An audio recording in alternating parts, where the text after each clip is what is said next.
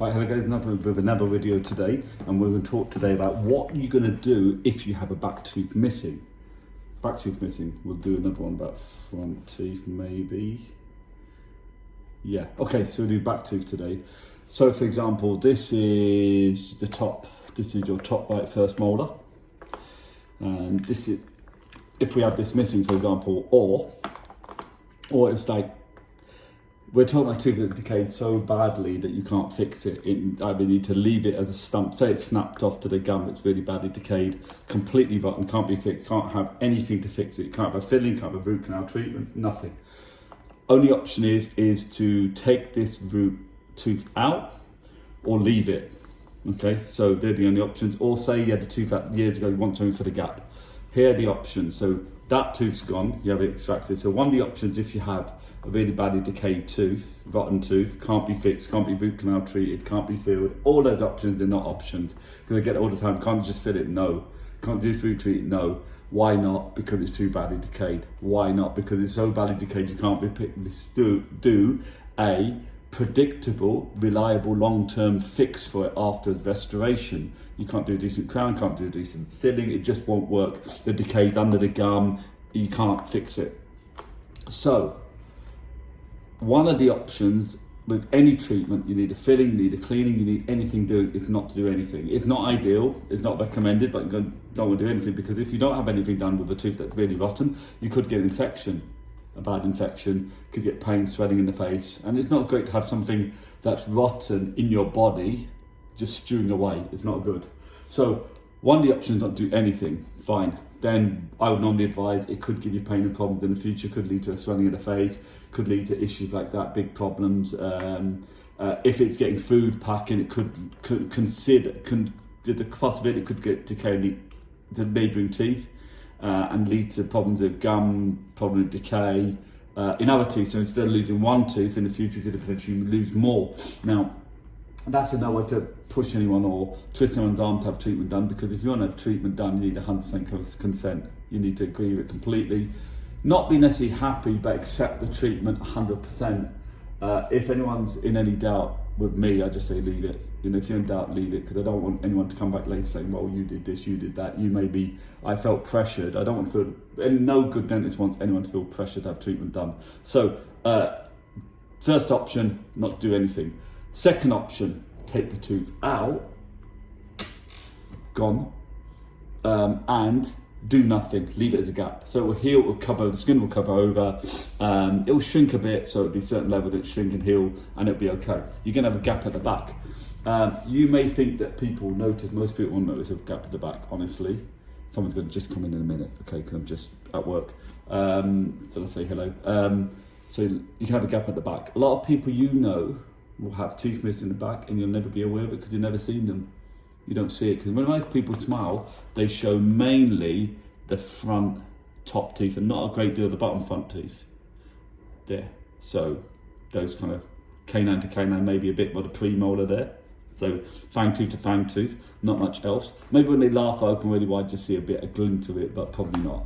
So that's an option. That's definitely an option. A lot of people choose that option because it's more straightforward. So if you're going to choose that option, it's a band 2, which is on the NHS, £75.30. Don't forget to check out X-rays and everything else. You know, cleaning, whatever.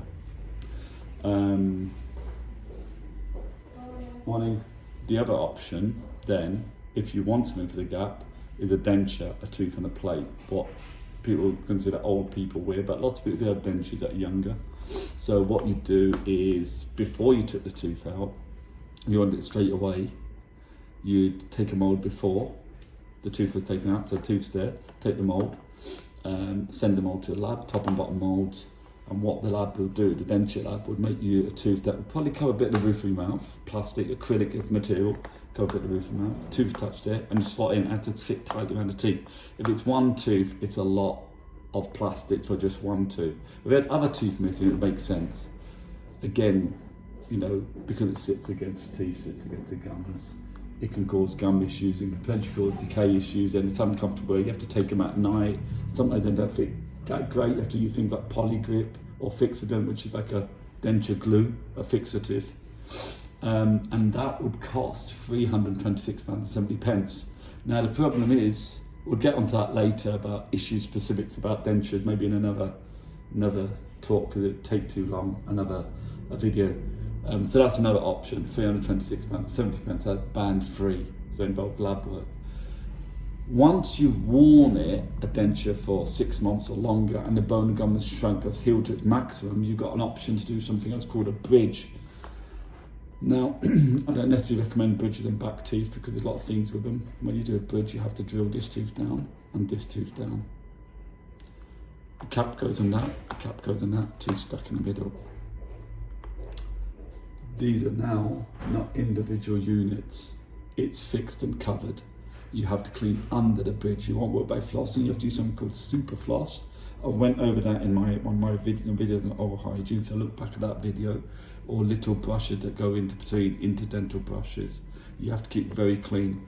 Now, because you've got a cap on this tooth and a cap on this tooth is going to be carrying its load and half the load of that where it's missing. This tooth is going to have its own load, another half. Because the back teeth grind and clench and chew, it's a lot of pressure on them anyway. Bridges at the back can fail. Firstly, they're not easy to clean. Secondly, they're more likely to get food and bacteria around them. Thirdly, they get overloaded.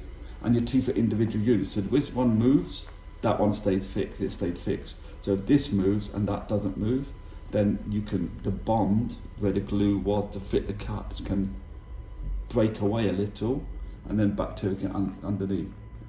Some people have bridges for years and years and years, look after them brilliantly. A lot of people don't, and a lot of people aren't shown how to clean underneath them, which means it's potentially doomed to failure, because the most important thing about a bridge is clean. The most important thing about keeping teeth and gums healthy is brushing and flossing while cleaning in between, let alone when you've got something artificial. And also when you prepare, the dentist has to do a brilliant job. You have to prepare both parallel, because there's slots on top, so you have good parallel preparations on each of them, and then the lab work has to be good. So there's lots of things that can go wrong with that, okay? So bridges maybe, but not great. Again, that'd be £326.70. So if you wanted a denture to have something in the gap, not go around without a gap for 6 months, you'd pay for the denture first, £326.70 at the moment. And then when you had the bridge done in 6 months' time, you'd pay again, whatever it is for a band free then, because it does change every April, goes up a bit by £10 to £15. So at the moment it's £326.70, but it could go up. So that's another option. The last and final and the best of the best option for replacing anything, but hugely expensive, an implant. Now, it's literally like this. This is a titanium post. They embed it in the bone, boom, not with a tooth on top. They let it fuse, and then after it's fused, the bone has fused to the implant. You put a cap on top. They're very expensive. You're talking about minimum £2,500 to £3,000 per one implant. They're hugely expensive. Independent unit, like having a new tooth. If you've got the money or the finances, that's the best for replacing any tooth. The most simple, straightforward, leave it the gap. If you don't want a gap, the most cost effective, but probably what most people don't want, is a denture, the least likely to cause issues, and the best of the best in the implant. So they're the kind of options you have for replacing a gap at the back. At the front is slightly different, so I'll do a video about a tooth missing at the front. It's slightly different because you wouldn't want to leave it as a gap at all, so it's slightly different. What I'd recommend there, the recommendations are different depending on back, chewing, grinding teeth, or front, not so much pressure on them, slicing, tearing teeth. So the front teeth slice and tear, the back teeth chew and grind. So that's it. If you have any queries about that, let us know. If I missed anything or you're not sure if I explained something properly, put in the comments. But that's those options. I probably may do an individual video on each of the options, going deep into it, because I think on our software we have, it does video demonstrations of what they are, root canal treatments and implants and bridges, I think, so we could maybe go with a bit of that. Okay, so that's it. We're done, video done, and we'll see you next time. Bye bye.